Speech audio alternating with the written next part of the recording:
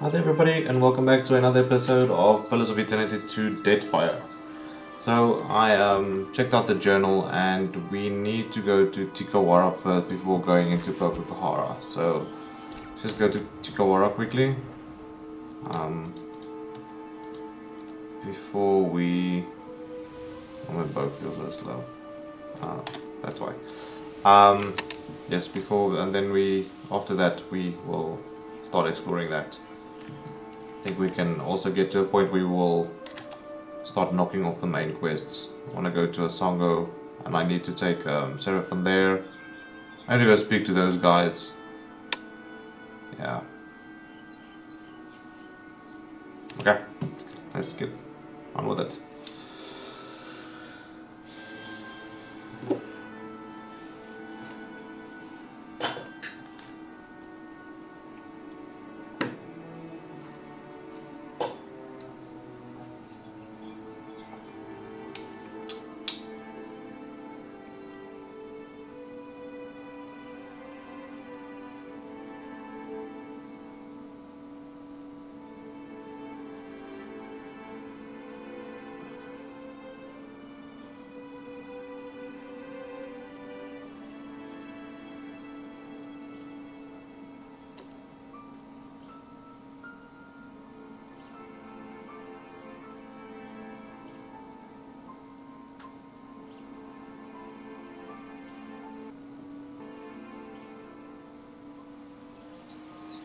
Okay.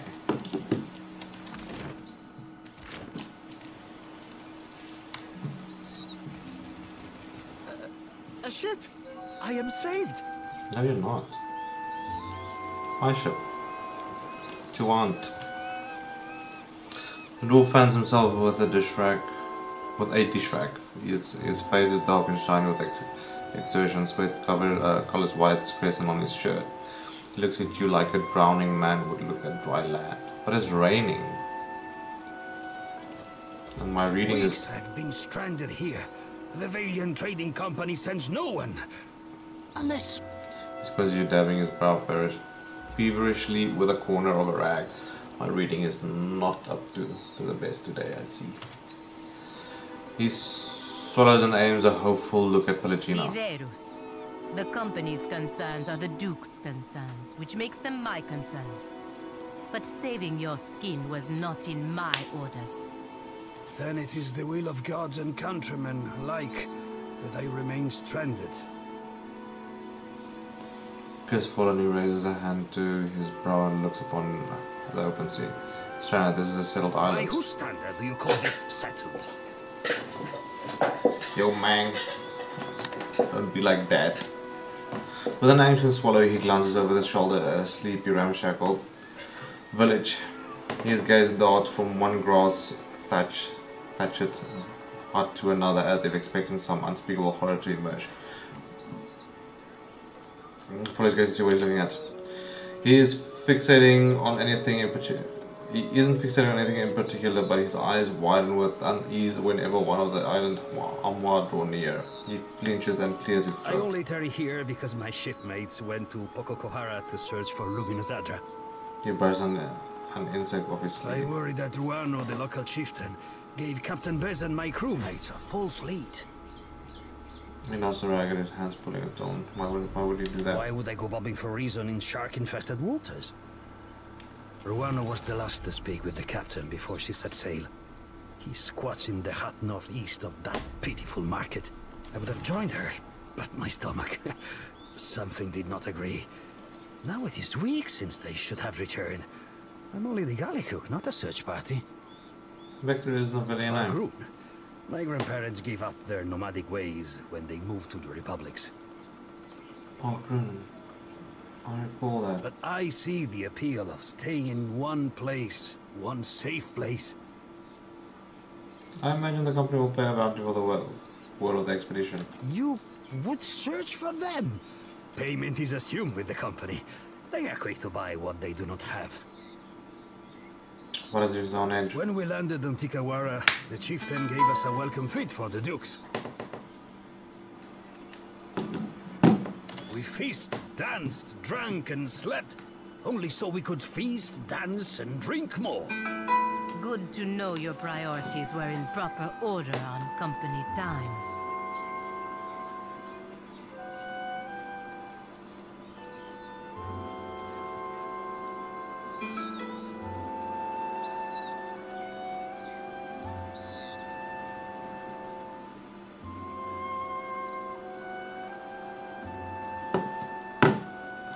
Tell it to the captain. It was all her idea. You're awfully busy for a man claiming to be ill. Per complancanet, music and ale are medicine for the soul. Even so, they did nothing to soften Anaharu. He said we had come to rob and plunder. He and Nairi turned the villagers against us. After that, we slept on the boat and took turns watching the shore. Except for me. I had to rest and recover, of course. But in the early hours, our lookouts Ruanu and Anaharu disappeared together. I am sure I do not know. All I heard was that they left the village. And by the afternoon, only Ruanu returned. Now no one here will even talk of Anaharu. Suspicious, no? Our captain was eager to leave before the winds changed again. The priestess? She imagines me in the jaws of our fish goddess. I know it. She lurks in the shrine next to that awful statue. I cannot stand her wicked looks, but if she does not scare you, then maybe you talk to her. The captain left all but the essentials with me. I have sustained myself trading with the villagers. Ekosi, but I'm almost out of ale.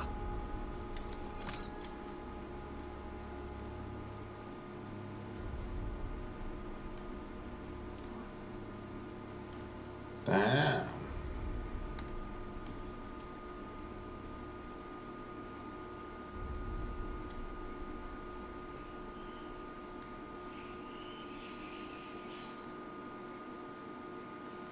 I forgot I'm poor now. I do, however, need that, that, and that. I need that too. And I need that. And that. Thank you. I must watch the supplies at the trading post.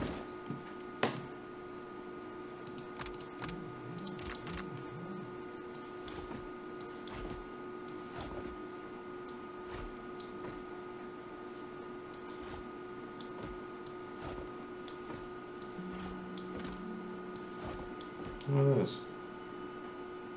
I think this was the previous one that I wanted. Was to omrade and to omrading against spells.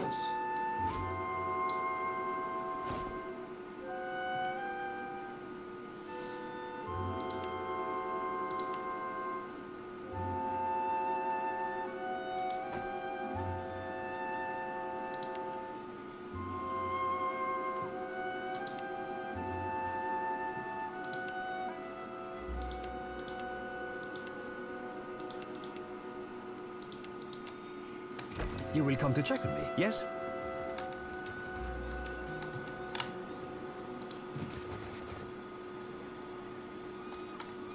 I'll see what I can find. Oh, filthy lizards. Even here I always smell them. Hey.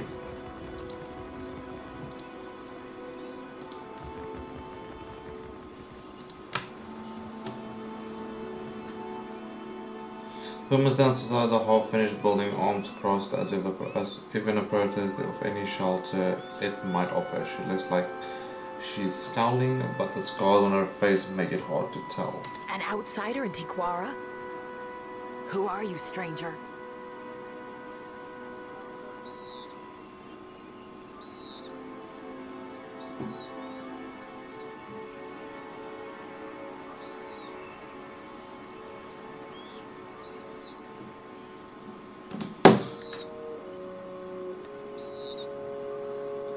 Captain, if you had sailed downwind of the island, you would have moved on, I say.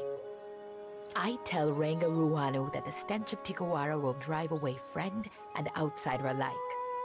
Do you smell it?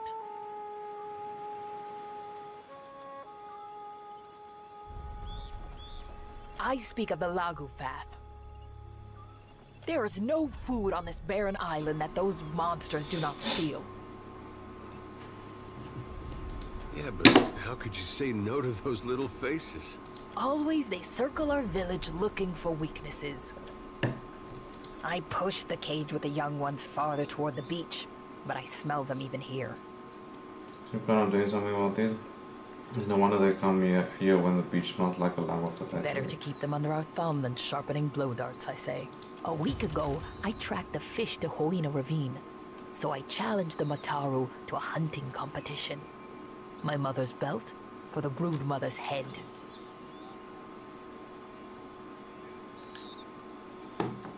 It is not every day that newcomers land on our beaches. What say you show me how outsiders deal with Lagufath? Understand they are animals. You must rely on blades, I say, not words. Hunting tales of our ancestors say the brood will scatter when their fish Ranga is killed. No need to chase the children if you cut the head from the mother. What are you doing with the shipwreck? The Ranga wanted a trading post. He said it will bring more Valians like the sweaty dwarf. Then they will bring food and supplies and their sweaty money. Always I stand here. This is no job for the Mataru. We hunt, fight, and lead. You look like a supervisor. Someone must. So why aren't you hunting or fighting? What is there to hunt on this heap of rock and moss? No game. Only Lagufath skulking in Hoina Ravine. Even the antelope know there is no fit home. The grasses are thin and the trees are like a child's bones. Small and soft. Even to build this, we must hike up the mountain for wood. Can I buy some supplies? Am I a Kuaru? Do I dirty my fingers with coins 1,000 hands have touched? Never. Go see the sweaty one, the dwarf. He washes his hands sometimes. Okay. Watcher, I was wondering if I could run something by you. What's your mind? Well, to put it simply, you are. I've tried, but I can't get you out of my thoughts and dreams. You do? I hope that's a good sign then. Or at least tops the usual omens I get. Forgive my audacity. I know I've got no place to, but I care for you. More than I can rightly say. I was wondering if you might return the sentiment.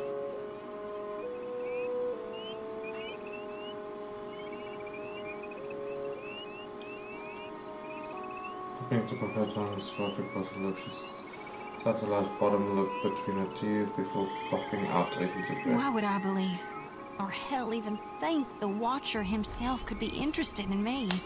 Wanted it desperately, yes. But I hope... It's a Joti run. I'm almost afraid to believe it. That you would want me just as much and fierce. Joti ducks her head, but it fails to hide the blush and smile that spreads But across her darned face. if it doesn't make me so very, very happy.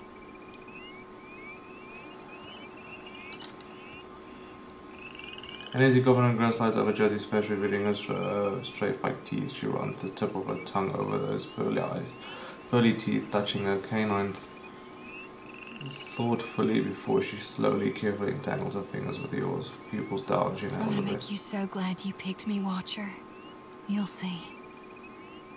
She rocks forwards and touches lips with yours. She muzzles gently once, twice back and forth before opening to an exhale, her eyes sliding across as she deepens the kiss. You taste like forgotten dreams. Like fate. I want to continue this discussion more private. Watcher, I thought you might never ask. Such an eager laugh escapes her as she tugs you forward. There's so much I've longed to try and to see. Or to not see. Let me turn my lantern low. I want nothing but shadows between us. And when Joji runs her hands through her mussed hair, she watches you hungrily, though she should be well That scented. was divine. Wow. Surely, Watcher, you are a blessing from That was on. quick. I didn't even blink and it was gone. Okay. Shit, son.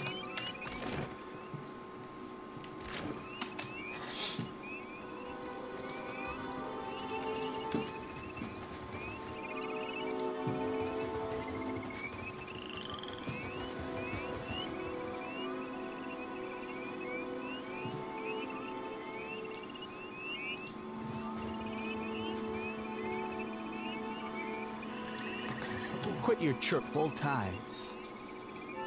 Kimwihi and the other Mataru found them when they explored the island. Said maybe we train them to build. And if the soil and sea are misers here, then we eat them. Han begins to draw straight to what is happening. What can you tell me about Tikawara? The high tide is stingy with fish. And the low tide even more so. Okay. So, nothing. Thank you. The village starves, and you hide Kawiki fruit? I hide nothing, you bloated pufferfish. Traitor! Gatti's jaws will close around you! Confess, Tamao, or will you let good food rot? Does mine look like a full belly, idiot? Question the rest of the Raparu. We all hunger. Disgrace. Any other Raparu has worked 10 times in a day what you have in your life, and they do not complain. Watcher, we can't just let this injustice stand. Do something, or I might. Don't worry, You do? I mean, of course you do. I say, this outsider speaks her mind like a Mataru. Another outsider. You visit Tikawara in hungry times. For what do you make of this hagfish, huh? Will Tamao confess if I tighten the ropes? I take it he's done something wrong. You know, you catch more violence on America. Keho caught this wretch stealing the last of the Kawiki fruit. The tribe was to feast on it for a harvest ceremony. I stole no Kawiki, but I wish I had. I would have hid it somewhere most unpleasant. You hear this? A second chance we give, and Tamao throws it in our faces.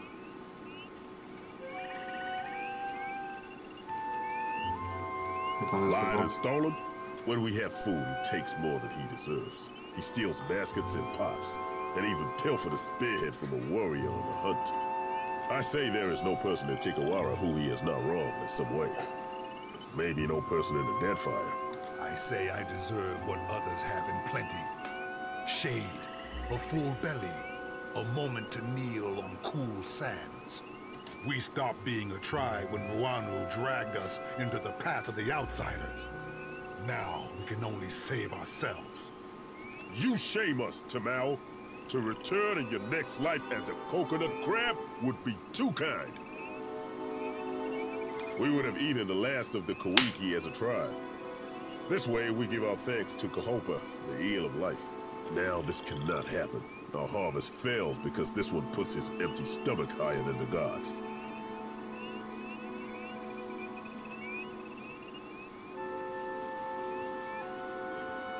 This is not done. To consume the fruit, seeds, and all.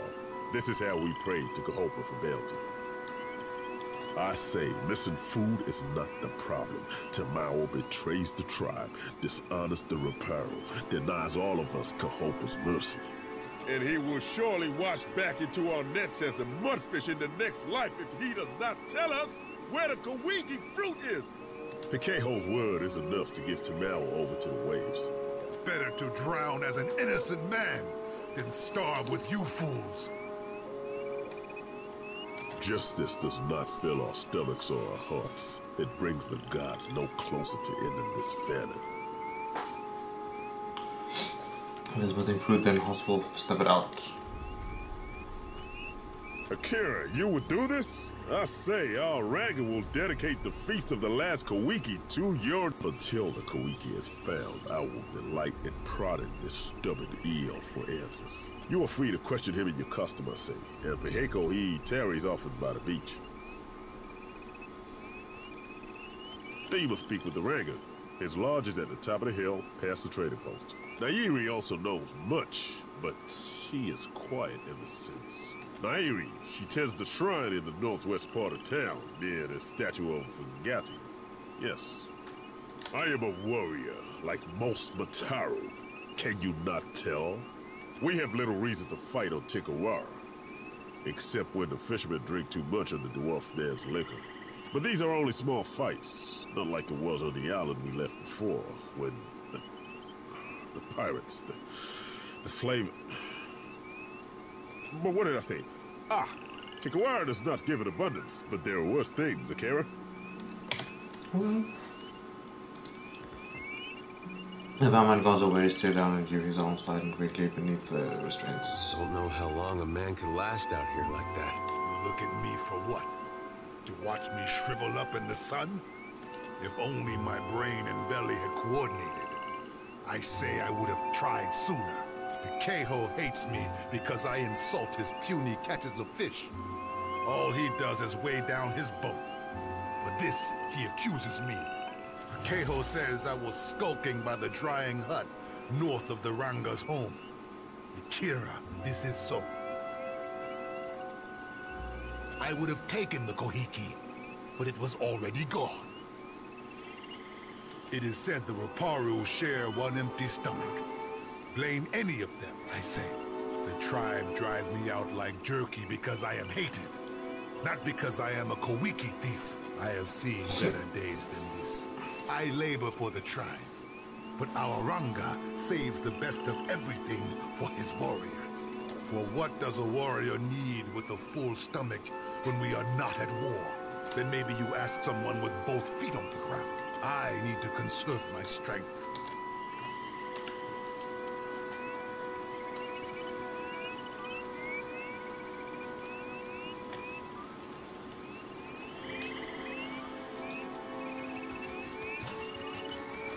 I shall be discreet. Damn. There's another guy was skulking down at the beach. Where's Get? I see nothing here. I see no rain.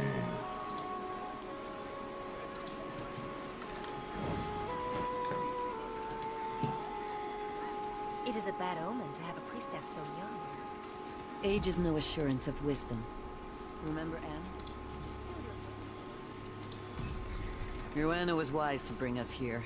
A year, and still foreigners never attack. But our food dwindles. Better to die fighting than starving.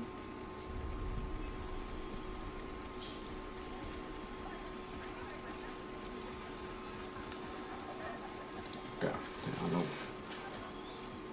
Since one woman raised her elbow on the drum like this, like it's the only thing keeping her upright, she pats in the sky. Pats the hide skin, the percussion, no more effortful than a sigh. She opens her eyes as you approach. Yeah.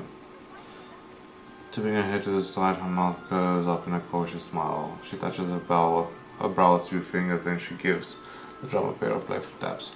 You recognize the first gesture as one of the trouble greeting gratitude or both. The second was more personal, an introduction. Don't you speak? A deep wrinkled scar traces a wine path down her neck. She tilts her head to the side and beckons you to look closer. The angle and shape looks like a mark of a boar's tusk. She raises one finger and points down to a dried hoof knotted to her belt. Then she makes a gesture of pulling it back and releasing the bowstring several times in a rapid succession. What do you do here? Exaggerating her movement, she shields her eyes and scans the horizon, then she points off at the distance, kicks her legs up with a youthful glee, and pretends to pound on the drum with a wild, enthusiastic beats. Tap on the surface of the... Do you know anything about the tribe's missing Kuiki? Firing, she sweeps her hand out the gesture to entire ability at once. She shrugs. Tap on the surface of the drum. You play a short, hesitant beat. She bites on the inside of her cheek and considers before drumming a quick response with her knuckles.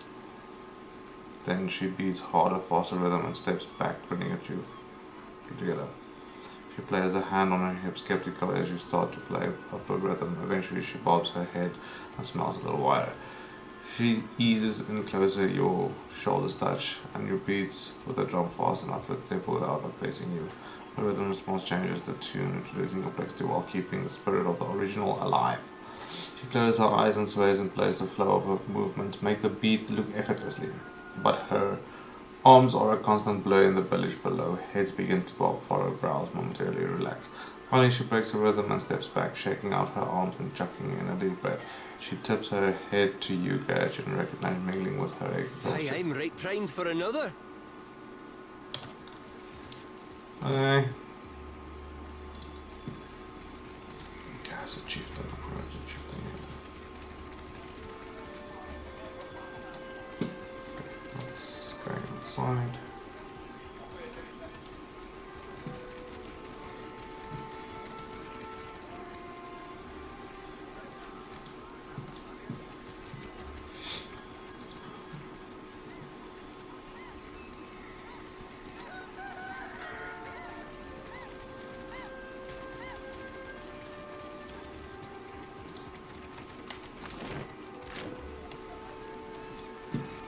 Big village.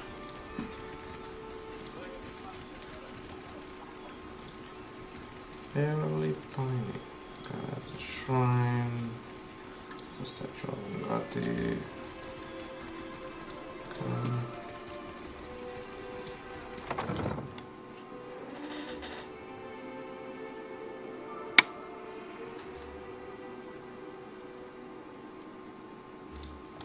Amir's winds blow bitter today, outsider. This woman is young, but her serious manner makes her look much older. Her nose and ears are pierced in several places, and her mouth is twisted in the More skull. outlanders. Are your masters so desperate that they send you to plunder a starving village? Was it the Rauataians, the Valians, or some new invader? Outlanders conquer us with ink and paper packs as well as blades. But they conquer us all the same.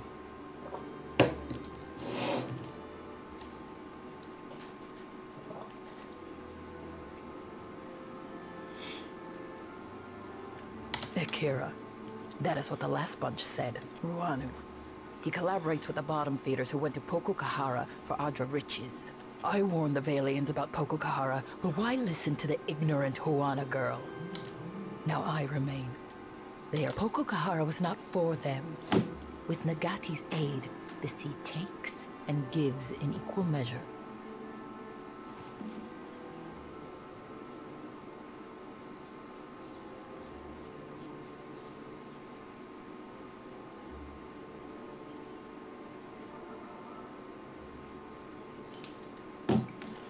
Clouds surround Pokokahara, and in my dreams, they swallow us all.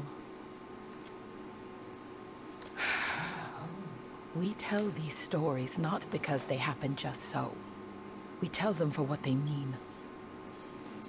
Our Rangosphere makes him too trusting. He believes the Valiant traders will protect us if they settle here and mine Pokokahara. They will. It is what the company has done throughout the Eastern Reach. Why not here?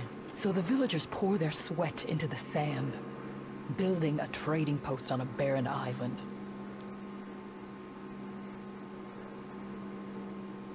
It might not be barren for long enough, your light point to float. I am not expecting you to understand how dangerous this is, outsider. They will kill us, rob us, enslave us. You are known as a friend to the Huana. If you did not win our favor to simply profit from us, then prove it now. If you go to Pokokahara, I say the best thing is to destroy it for the tribe. Destroying a vein of precious luminous Adra is foolish, childish, and of benefit to no one. Certainly not to the tribe she hopes to protect. When the Adra is gone, the Valians will dig somewhere else, leaving us to point our canoes toward more welcoming shores. How do you explain to destroy the luminous Adra? I do enjoy a challenge. I doubt my friends at the Triangle would appreciate that. I'll consider it. I hope so. And we did not speak of this, Akira? I hear that Anaharu also had problems with outsiders.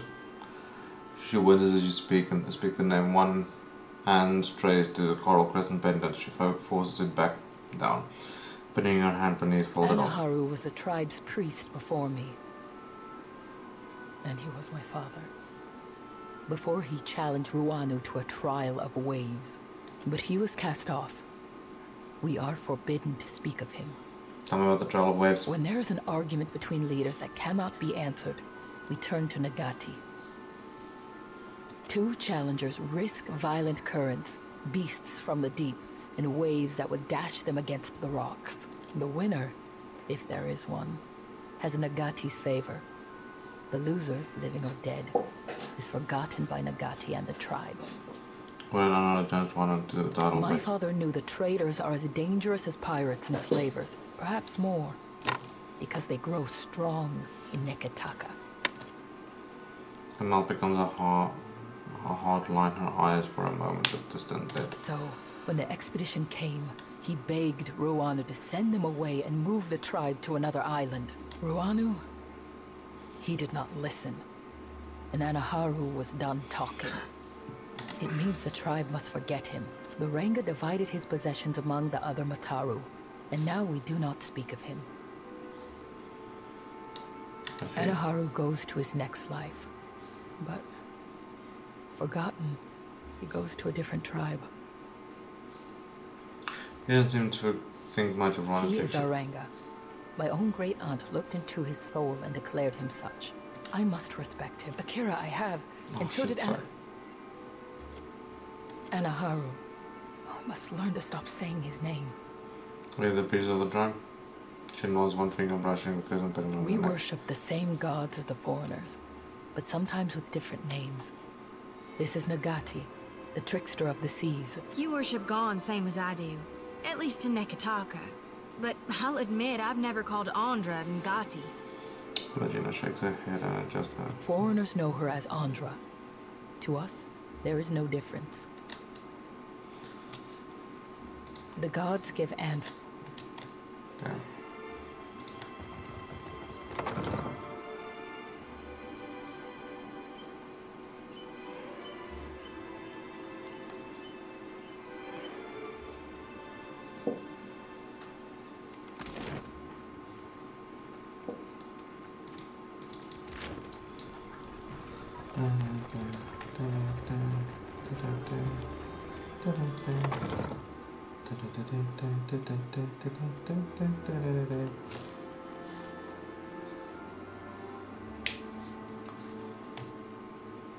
Rongi.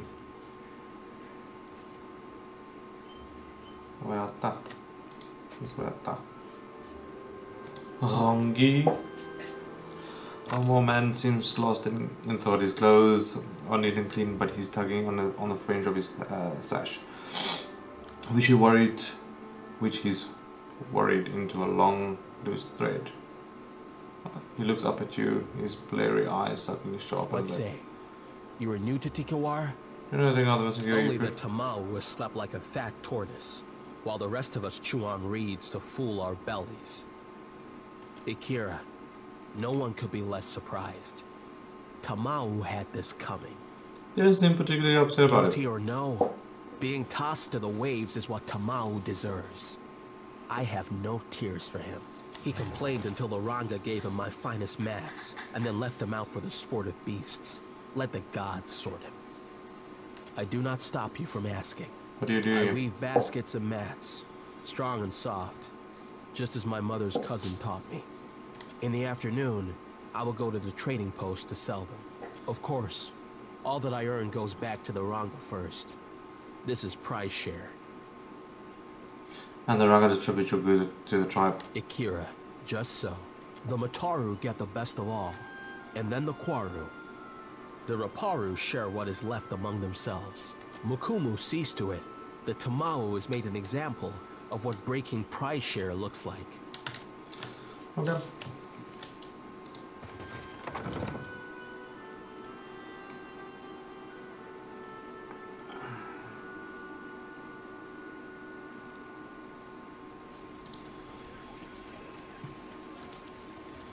Now, finally, the chief.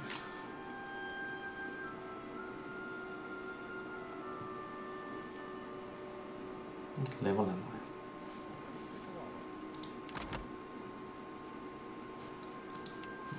Level 10. Real quiet now.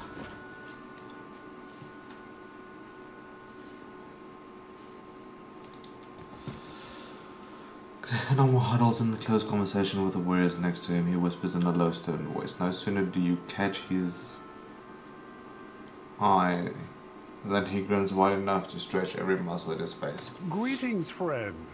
Always an honor to receive guests. Your next is Captain of Tao, at your service. I would shower you with the fruit of our harvest, but the season is unkind, I say. Pococahara is restless. Even from afar, the storms tear our bounty up by the root and chase fish to calmer shores. What is Pococahara? An island not touched since the days of our ancestors. The Valians went to Pococahara for luminous Ardra. Their expedition does not return as the storms grow wild. Tikawara dies around us. No traveler will land here if they are forced to eat their belts, I say. That's a mystery of all places that causes storms to take a look. His eyes widen a little, the smile over the creases he smiles. Face seems for a moment genuine. Here, this was a token passed down from the Rangas, said to come from Pococahara in brighter days. Thank you, If you need aid, Himarihi's warriors need only someone to bark commands and they will go. I have some questions about Pococahara. Wind and sorrow are all that emerge from the ruins. Never answers. Why not move the tribe In elsewhere? our old villages, we were raided by pirates, stolen by slavers, and killed by Rawatayan scouts. So I brought them here, where the soil is too poor for Kuiki fruit and the waters too shallow for great fish. At least we are in the path of Valian traders as they come and go. This is protection, prosperity, a future. How is Pococahara causing storms? You must have been away from the Isles for a long time, I say. Our ancestors told of luminous Ardra, the bones of the Deadfire, breaching through the sands of Pococahara. Ngati raises her watery fist in defense of the Ardra. Valian or Juana, it is nothing to her who suffers in the wake of such anger. With the implication of divine purification, Pelagina's right eye twitches the inner annoyance, the membrane flickering out of the back. Fighting against it, she forces a weak smile and nods politely. Beyond the storms, is there any danger? Ikira, we paddle our canoes the long way around Pococahara for a reason, I say. Another people lived among our ancestors and built a temple in the desert. Now there is only death. Now that does tend to follow the Ingwithins. But the Valians closed their ears to my warning. Speak on, friend. What say? We're gonna find the supplies. Valians left many crates with the dwarf. He hoards them by the beach. But we never refuse a guest. If you need sleep, Himoihi will show you all the villages contending for the honor of your visit. And if you need strong Mutaru warriors to fight at your side, then Himoihi can help you with this also. She guards the trading post. How about your tribe? Our village here is young still, but we will grow when the Valians come. That is for what we build many houses now. Even a trading post. We make Tikawara pleasing to the Valians. Then when they come for Pococahara, they build their harbor here. They don't seem to mind the Valian influence here. Some tribes push foreigners away, but it is good to have powerful friends. The company can be a good friend to helpful partners, even out here. If the Valians come, they will build an outpost here in Tikawara. And then we will have more to trade with outsiders than just Rongi's mats. With coin comes protection, friendship, a favorable arrangement for both sides. I feel like you have enough support. It doesn't seem like you have enough to support that many people. You always Are you sure you want to question that? We never get nice ones like this. I say that in Tikawara there is always a spot around the fire and... I got reverberance from the stomach of the guard standing next to Rana. He grunts and places his hand over his belly as if to muffle the sound. The Ranga shoots him a withering glare. And a koiki in every hand. Back to my previous question. Speak on, friend. Okay. Farewell. Goodbye.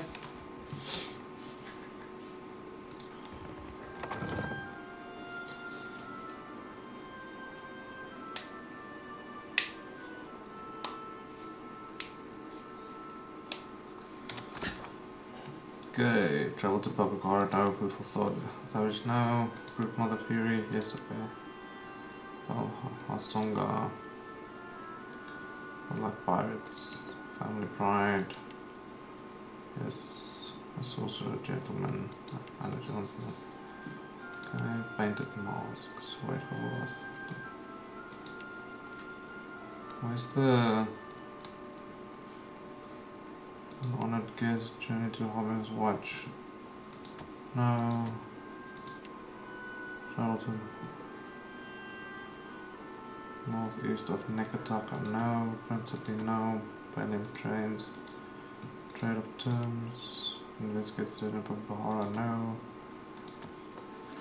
Where's the...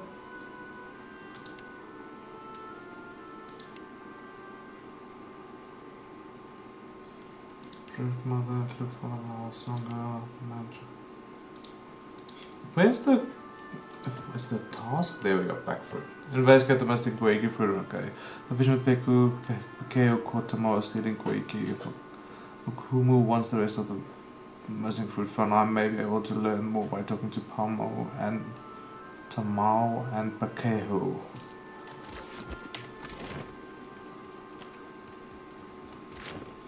Okay, that's the guy that I can Pekeo is this guy.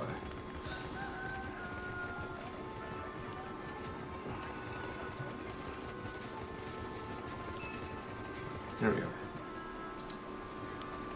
You need something? Mukumu says you caught Tamao stealing Koiki. Tamao was creeping around the drying hut where we stored Koiki for the ceremony, north of our Ranga's home. I grabbed Tamao by the wrist and dragged him to Mukumu. We found all of the Koiki were gone. The snake brought this on himself, I say. Now Mukumu will deliver him to Tangaloa's mall, where he belongs. Tamao is the thief. Ikira, day and night I catch fish for the tribe. Tamao didn't have any Koiki, did he? He opens his mouth to retort, but closes it. It is said the gods piss on the souls of liars before sending them back to Aora as krill. Tamao stole no Koiki. Kahopa must have made Tamao from sand lice, because he gives nothing to the tribe, only takes. Did you steal the Koiki? No! Ikira, I did not do this. I provide for the tribe. Not like that louse Tamao. Tamao isn't the one implicating an innocent man. Tamao is as innocent as a skulking tide-pool worm. He hates the tribe. Pity and charity fill his belly and shell pouch. And he has not strained a muscle to serve anyone but himself. Knowing this does not bring the Koiki back to the drying hut, but it will help to heal the tribe. Will the Koi accept your retraction without Koiki to prove it? He wants the Koiki and the guilty. So do we all, I say. I cannot say if the true thief covered their tracks, since Mukumu never looked for clues. But the drying hut? Ikira, in his sandals, this is where I would look.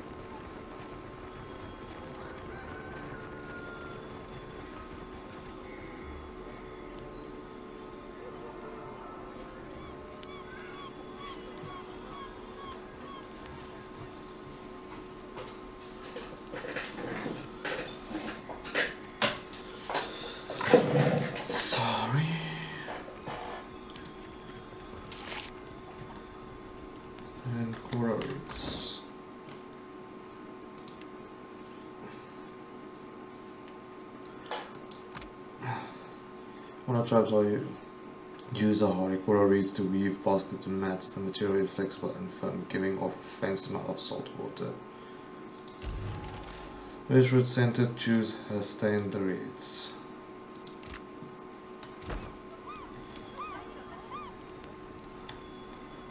Does that not mean the guy? Okay, permits it to okay, maybe able to. It is innocent here. I found it buried by the drying out. It looks like it's been stained by some sort of wrongly. I feel particularly dismissive of Tawamba's possible innocence. It might be worth keeping an eye on him. Surongi again. He was there, if I'm not mistaken.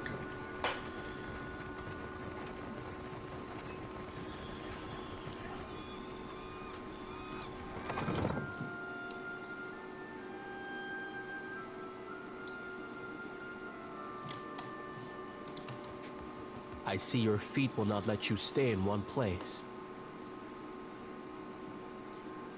What do you think about the missing queen? Only the Tamau was slept like a fat tortoise, while the rest of us chew on reeds to fool our bellies. Ikira, no one could be less surprised. Tamau had this coming. Okay, wait a minute, they lied about it. What do you come to me then? Guilty or no? Being tossed to the waves is what Tamau deserves. I have no tears for him. He complained until the Ranga gave him my finest mats, and then left him out for the sport of beasts. Let the gods sort him. I see your feet will not let you stay in one place. I found this quarter right outside the Koiki hut. It is used to be baskets, correct? Ikira. It must have come undone from a basket or a mat. These things happen, I say. Tamau isn't a weaver, is he? Tamau? He has a spider's craftiness, but no skill for its art. Besides, that is Kwaru work.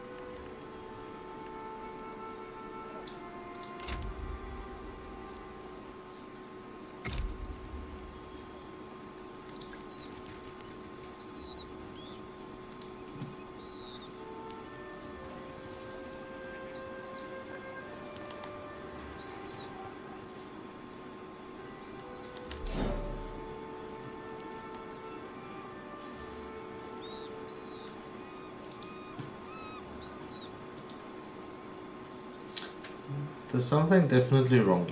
This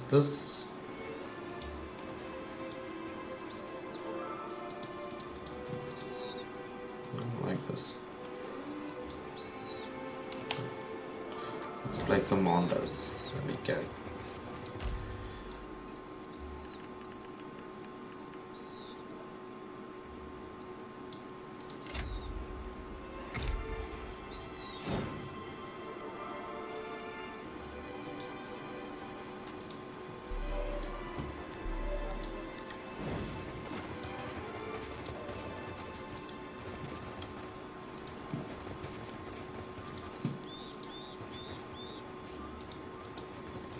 For what do you follow me? You seem awfully nervous. Something the matter? Can a weaver not soak his feet in the cool sand? Our village has troubles, Akira. I go here to set mine afloat on Ngati's back. Horse! He backs away from a companion, advances to him, stumbling on the wet sand. Finally, he puts up his hand and lowers his head. I stole the Koiki, not Tamau. I fucking knew it. Ruanu would have us waste our last Koiki on a ceremony to the gods. I say the seeds must be harvested and planted, so I hide them by the shore, where the sun warms the sand just so. And I wait. Storing fruit in the moderate heat source, not a bad way to ease the seed over. Akira, do you cultivate?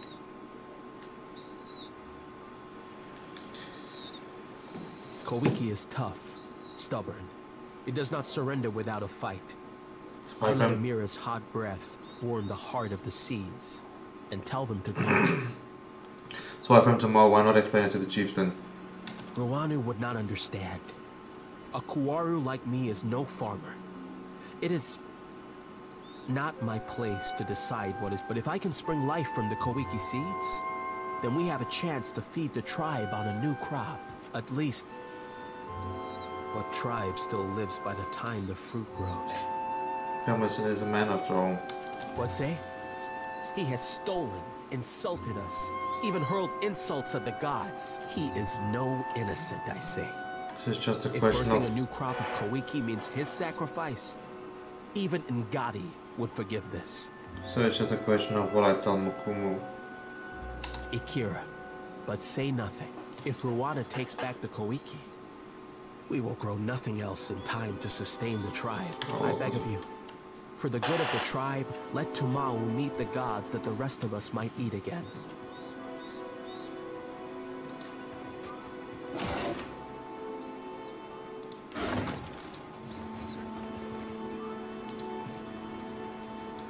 Be cautious.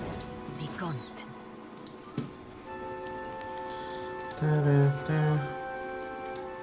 Yes. Hello. Whatever you need, I can help. By the shore, I found the chorus reed outside the Kawiki hut. When I was lying, Tomo didn't steal free. Akira, curious. This is a weaver's material. Akira I was say it is lying. everywhere in Tikawara. What say? Okay, who speaks to prove it? Show me the real traitor. Rungi was hiding this on the shore. The dagger bobs in Mukumu's hand, his pinched glare hovering on. Akira, this is true? Why would Rangi do this? He wanted the Kawiki seeds to sprout. What say? He thinks a weaver knows better than the Ranga what to do with our fruit? Two traitors. But only one deserves death this day.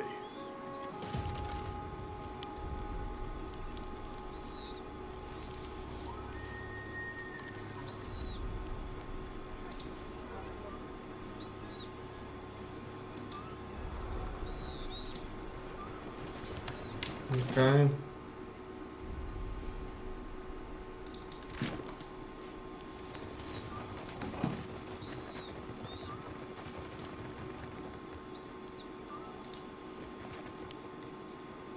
Straight in the crack of his spine, Tomo favors you with a tired, interesting glance. I hope you do not come for thanks. My gratitude pouch is as empty as my belly, I say.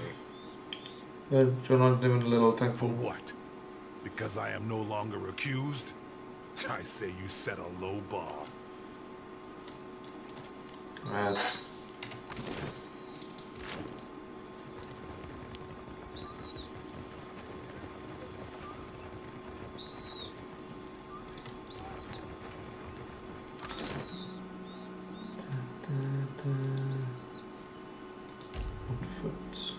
This is Tikawara. Yes, 1 foot. Yes.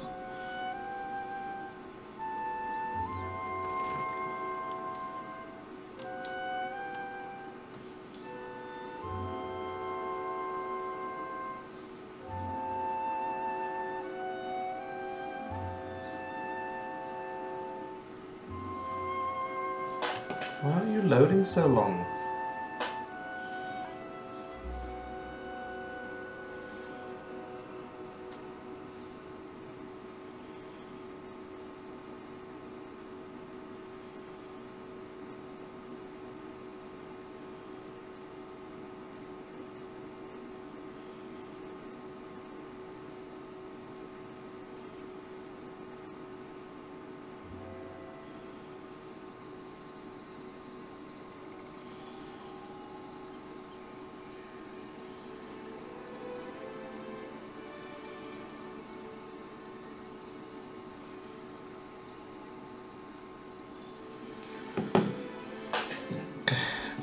First, something about the girl the path ahead of you gives you a pause. With obscured sight lines you recognize as a good site for an ambush. At the same time, you don't hear anything out of the ordinary. Actually, you don't hear anything at all. No hum, no insects, no rustling of animals. Even the air is stilled. Investigate your surroundings. Yeah, he's got the better chance here. As you move carefully forward, you spot a massive Langwolf slinking through the wild. Even crouched, the wilder towers among the tropical trees, and it wears a bleached skull on its head. Sneak closer to observe. Yeesh.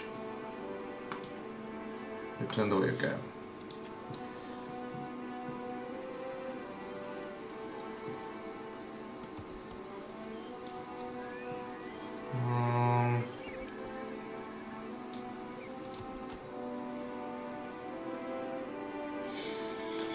The scent comes upon you gradually as you travel. It smells like the kitchens of cat noir, of honey, cinnamon, and fresh bread, of meals shared with those on absent. Off the path, you catch a glimmer of movement. Something large and bulbous stirs beyond the trees. Approach up and sneak closer to observe. Failure. Near the center of the nearby clearing stands a dilemma gun, tending to the large spore. The dilemma gun seems formed of the living tropics with vibrant flowers cresting her head. Her shape suggests that of an elf, replete with the pointed ears. Anyone looks up at you as you enter clearing, eyes widening slightly as she takes you in. She takes a few steps to the side before reaching a protective hand to rest upon the large spore. Her attention remains on you. Like the cub that knows no better, you tread where others fear. Her voice rumbles like a falling tree limb. Tell us why. Examine the spore.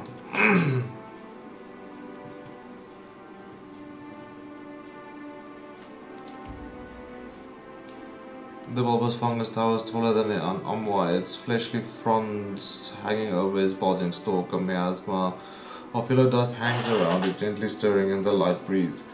Dank spore, you can barely make out the recumbent form of some unfortunate kith dangled in its roots. The essence of spore sucks from its victims, glimmering along its length. If it knows you, it will likely attack, and inhaling the spores clouding around it could confuse your senses. You're pretty demanding for a trio. What's a fine lady like yourself doing in a dogwood like this? Are you in trouble? Do you need help? He says nothing for a moment, she says nothing for a moment, her head tilting to the side. Why do you ask this? Do you think we fear the spore? She smiles and brushes her hand along one of the spore fronds. We have nothing to fear here. Drawn by the scent where you, her voice sounds like a whispering of the wind through the leaves. We do know why the stubborn spore does this. He has rooted these mills. The spore shudders slightly, and you notice the thick tome tucked among its roots.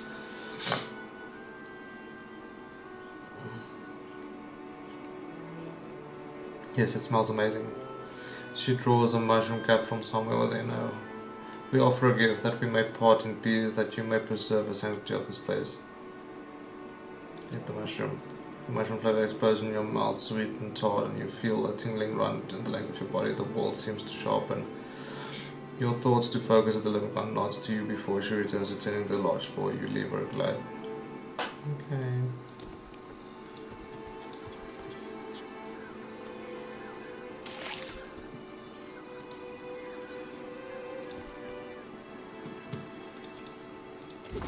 Dagger. Agates. Switch of pain. Look at that boat.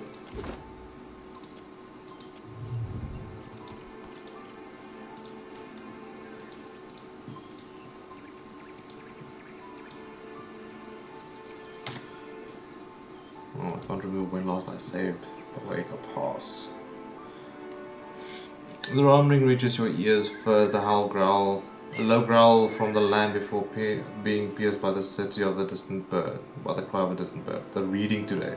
The ground says to vibrating beneath your feet, the growling roar of a stampeding beast echoing around you.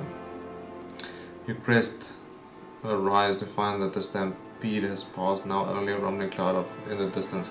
As it does this, you note that a few of the boar remain fallen and still, with large feathered darts protruding from their fur.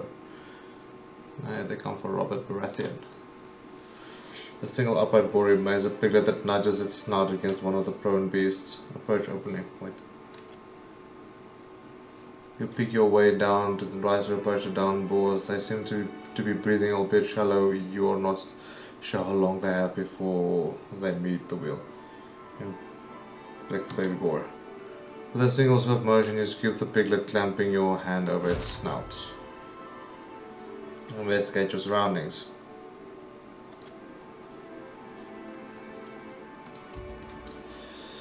The darts seem to be from some of the Lagofeth that haunt this island. You've likely only moments before they descend for a kill.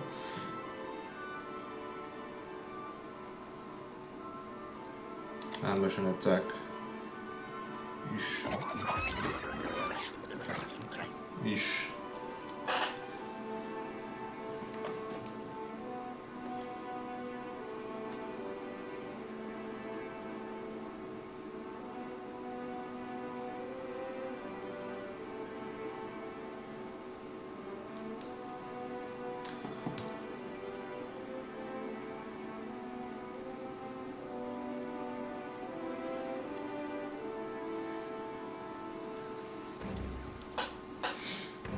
Somehow it always ends in blood.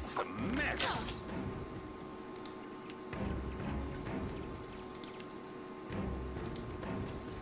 Mind your manners. Dead!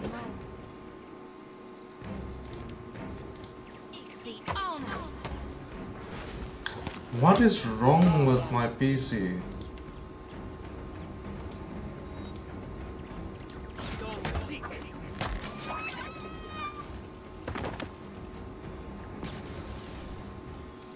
What's our plan?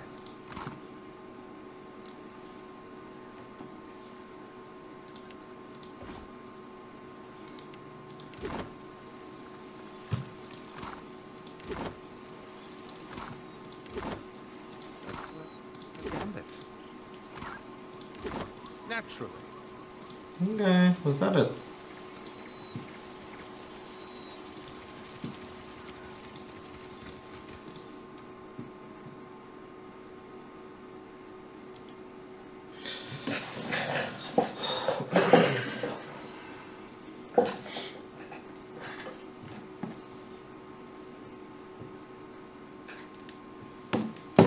Okay, let's continue.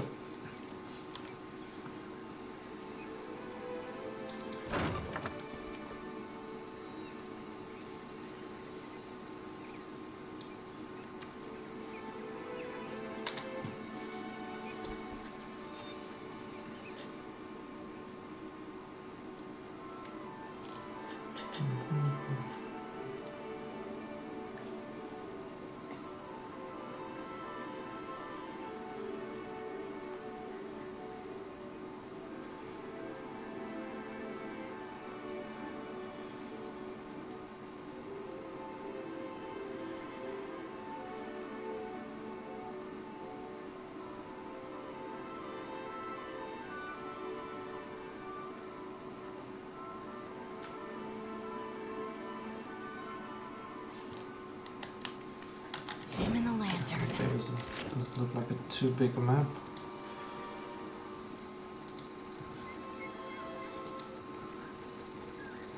We're not alone. You read my mind.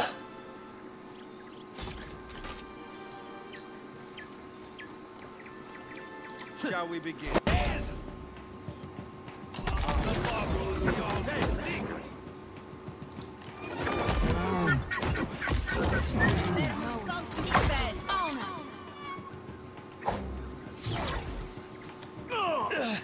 This won't do. Let's take a look.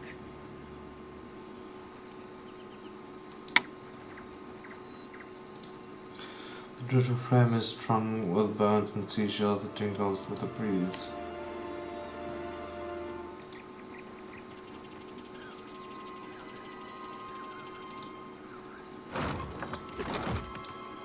There is much to see in the light. At once. Foes ahead. So much for that.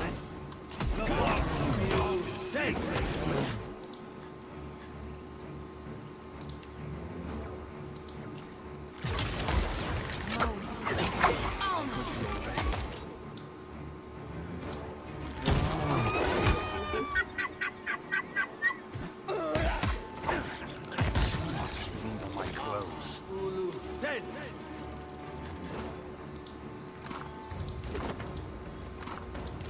I'll see what I can find.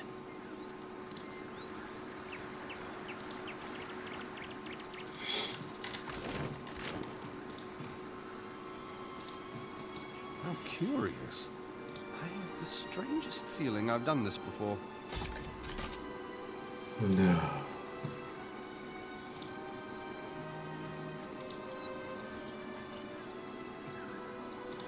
A shadow comes to muddy the... Shall we begin?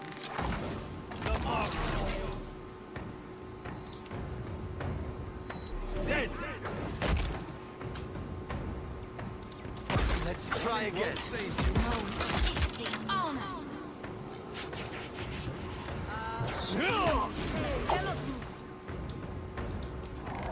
Somehow it always ends in bloodshed. Why is this happening to my computer?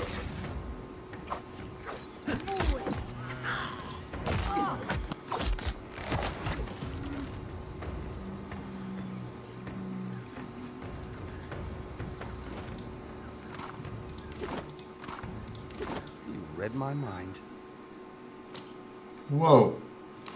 You find an old stone coffer period with and mottled by long exposure to the element that let it crack, but thick woody vines like giant fingers hold on to it. Let's have someone pull the vines away from the chest.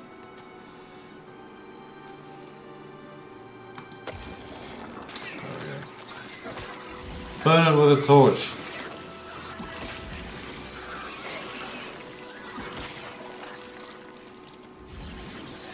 Hold the torch on the largest vines sevels. Eventually it swivels into a twig out with the nearest vine sprout new grows.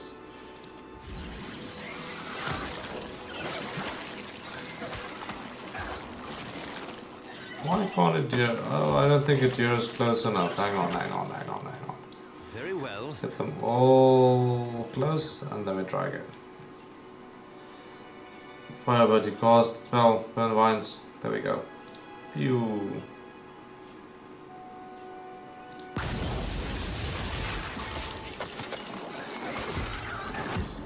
Hey, it was Seth. My item was pretty interesting. Why and Seth? What's that?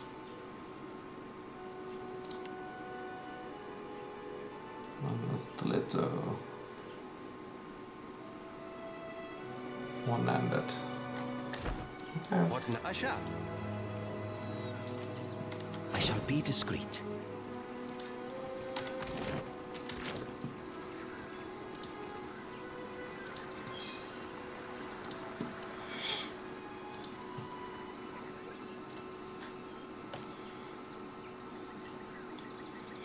A large lag of earth, a brute mother by her size and crest surfaces from the pool around the neck, hangs a knotted cord strung with shiny odds and ends. She chirps softly. As you draw closer, she gurgles in agitation but does not attack. She dives back down and disappears. You hear splashing and chattering coming from further up the slope. She almost looks docile, don't she?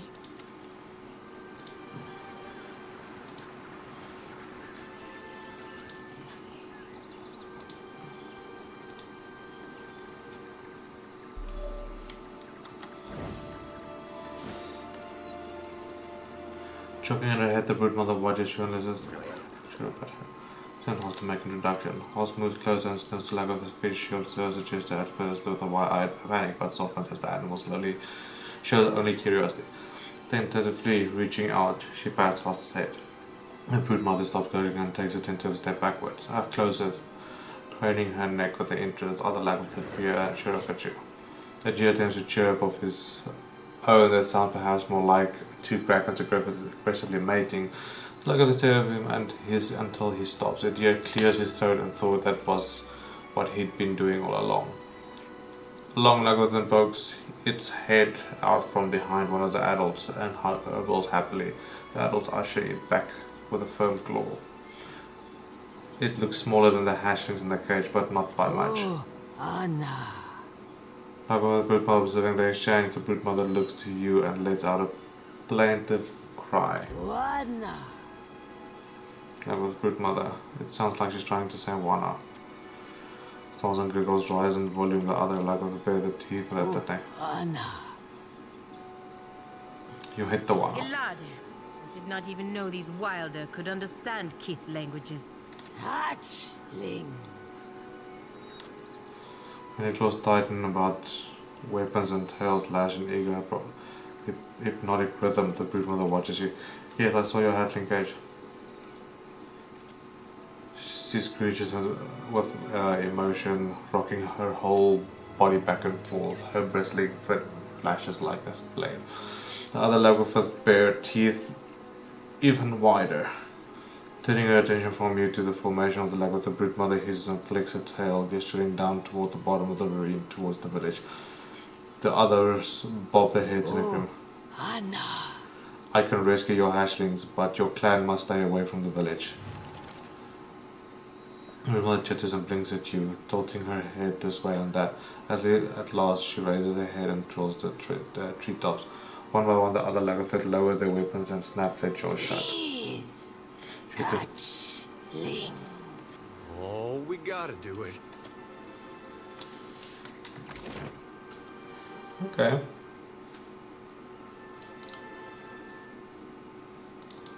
So we are now breeding hatchlings. For 7 minutes.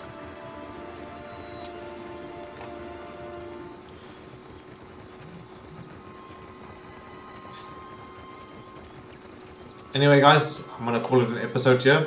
In the next episode we will be freeing the hatchlings, and then there's one spot we still need to investigate here. And then we will most likely go to Tikawara, where we will be advancing in the questings and getting some more quests done. Getting some more money again, because I want the big ass ship. I want the 100k ship. Anyway, thank you guys for watching and have a fantastic day.